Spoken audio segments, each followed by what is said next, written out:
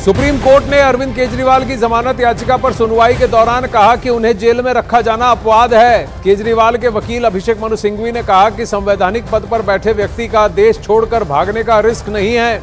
मनु सिंघवी ने यह भी कहा कि केजरीवाल सबूतों से छेड़छाड़ नहीं करेंगे। सिंघवी ने सुप्रीम कोर्ट में मनीष सिसोदिया और के कविता की जमानत का हवाला भी दिया।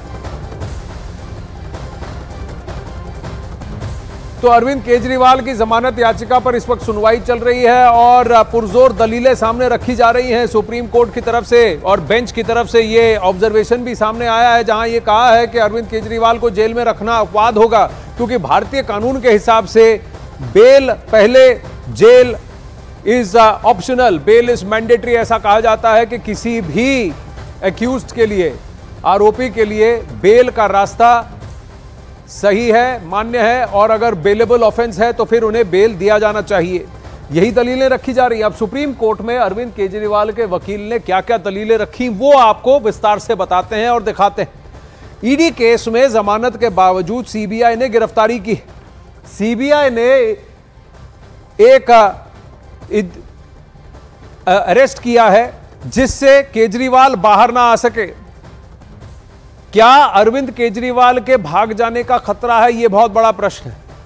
इंश्योरेंस की तरफ से इन्हें कहा गया है कि यह इस बात को सुनिश्चित करने के लिए कि अरविंद केजरीवाल कहीं भाग ना जाएं, इसलिए हमने इनको घेर कर रखा है, गिरफ्तार कर रखा है। अब क्या अरविंद केजरीवाल सबूतों से छेड़छाड़ कर सकते हैं? बतौर मुख्यमंत्री उनके पास पावर्स हैं, उनके पास इतना, और वो पेट्रन इन चीफ है आम आदमी पार्टी के, तो क्या सबूतों के साथ छेड़छाड़ कर सकते हैं? ये प्रश्न है। क्या अरविंद केजरीवाल गवाहों को प्रभावित कर सकते हैं? विटनेसेस, गवाह, उनको डराना, धमकाना, प्रभावित करना, क्या यह संभव है उनके लिए? केजरीवाल संवैधानिक पद पर हैं, क्या उनके भागने की कोई आशंका हो सकती है?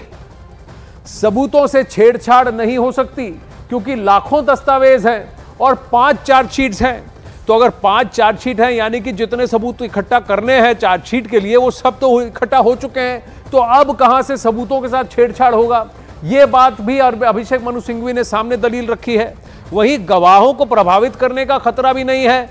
क्यों? क्योंकि कई सारे गवाहों के जो बयान है उसे सीआरपीसी के तहत, यानी अब न्याय संहिता के तहत मजिस्ट्रेट के सामने लिखवा लिया गया है। जमानत की 3 जरूरी शर्तें हमारे पक्ष में है, ऐसा अभिषेक मनु सिंघवी कह रहे हैं कि देखिए सबूतों के साथ छेड़छाड़ नहीं होगा, सबूत सारे इकट्ठा हो चुके हैं, गवाहों को प्रभावित करने वाली बात सामने नहीं आएगी, और संवैधानिक पद पर बैठे अरविंद केजरीवाल बतौर दिल्ली के मुख्यमंत्री देश छोड़ के कैसे भाग सकते हैं? अमित पांडे इस वक्त हमारे साथ लाइव जुड़ रहे हैं, तो अमित से जानने की कोशिश करते हैं। अमित, एक बात बताइए, अरविंद केजरीवाल का क्या अब बाहर आना कहीं ना कहीं लगभग तय दिख रहा है, क्योंकि के कविता का हवाला दिया गया है, मनीष सिसोदिया का हवाला दिया गया है, और सुप्रीम कोर्ट की तरफ से भी यह कहा गया है कि किसी को जबरन जेल में रखना ठीक नहीं है, खासकर जब वो ऑफेंस बेल का हो, बेलेबल हो।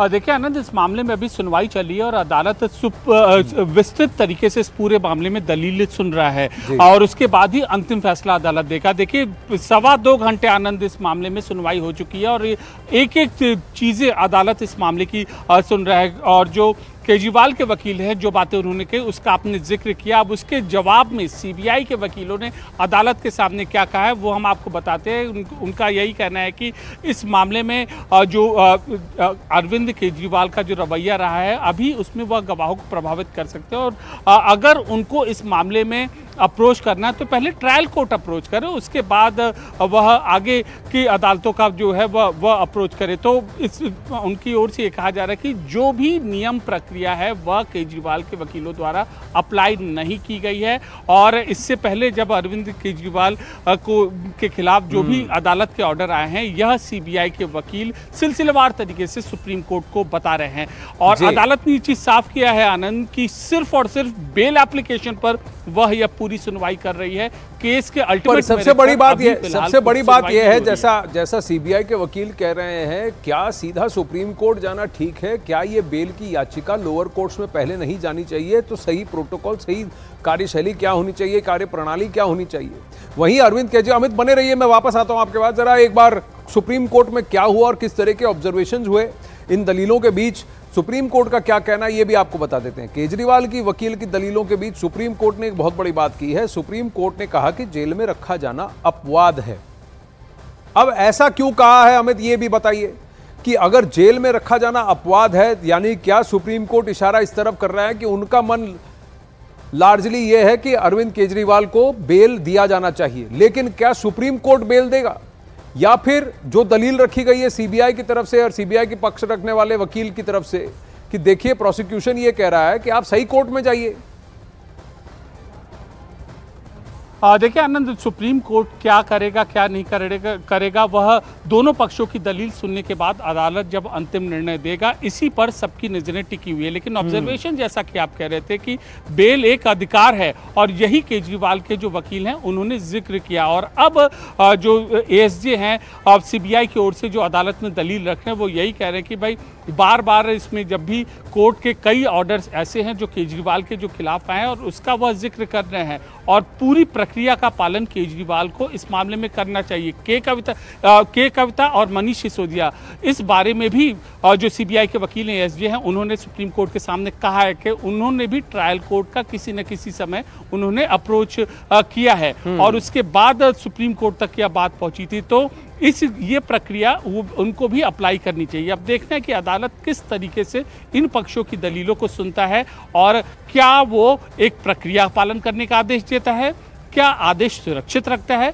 या फिर राहत देता है। आनंद, इन तीनों में से कुछ भी ऑप्शन अदालत जो अंतिम फैसला दे सकती है। देखिए सबसे स्ट्रॉन्गेस्ट दलील जो अरविंद केजरीवाल के फेवर में है वो क्या है, और सबसे मजबूत दलील जो प्रोसिक्यूशन की तरफ से रखा जा रहा है जिसकी वजह से ये बेल की याचिका थोड़ा डगमगा सकती है अरविंद केजरीवाल के लिए, ये दो पहलू बताएं।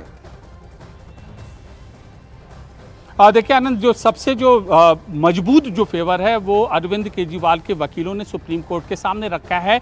और के कविता का केस, मनीष सिसोदिया का केस, दोनों के जजमेंट को अभिषेक मनु सिंघवी ने सुप्रीम कोर्ट के सामने पढ़ा कि इन आधार पर इस केस में यह भी आरोपी हैं, इनको जमानत यहाँ पर मिल गई तो लिहाजा हमारे भी मुवक्किल को इसमें जमानत मिलनी चाहिए। और वही अब सीबीआई का क्या पूरा का पूरा केस है, इसको अभी इस वक्त जब हम और आप बात कर रहे हैं तो अदालत में एएसजे यह सिलसिलेवार तरीके से बयान कर रहे हैं। सीबीआई के केस में आनंद कुछ बातें सीबीआई ने ये कहा था कि ये इन्फ्लुएंशियल पर्सन थे, इनका जो लिकर पॉलिसी था बहुत अहम योगदान था और इन्होंने नियम कानून का उल्लंघन किया था। सीबीआई के केस को अदालत में एसजे बना रहे हैं और यही एसजे का बहुत मजबूत आधार है। देखिए अरविंद केजरीवाल ने बतौर मुख्यमंत्री अब तक इस्तीफा नहीं दिया, वो अभी भी दिल्ली के मुख्यमंत्री हैं और इस हिसाब से उनके पास कुछ लेवल के पावर्स हैं जो वो अपने दिल्ली चीफ मिनिस्टर के ऑफिस में क्या इसका गलत दुरुपयोग कर सकते हैं, ये एक बात वहां बताई जा रही है। क्या सुप्रीम कोर्ट की इस वादे से कि वो सबूतों से छेड़छाड़ नहीं करेंगे, इन्वेस्टिगेशन में दखल नहीं करेंगे, क्या इससे वो कन्विंस होते हैं कि नहीं, ये देखने वाली बात होगी। धन्यवाद अमित।